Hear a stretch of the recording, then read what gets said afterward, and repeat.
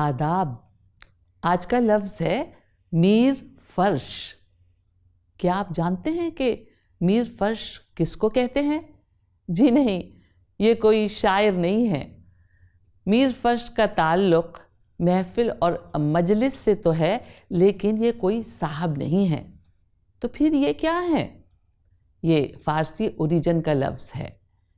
मीर फर्श यानी वो भारी पत्थर जो फर्श दबाने के लिए चारों कोनों पर रखे जाते थे। मीर फर्श खूबसूरती से तराशे हुए छोटे से मीनार नुमा संगमरमर या काले पत्थर के होते थे, जो नीचे से चौकोर होते हैं और ऊपर की तरफ छोटा सा गुंबद होता है।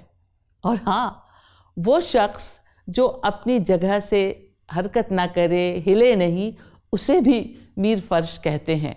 और मजाक में मोटे या नाकारा या यूज़लेस आदमी के लिए भी ये लफ्ज़ इस्तेमाल होता है। अब आपकी बारी है।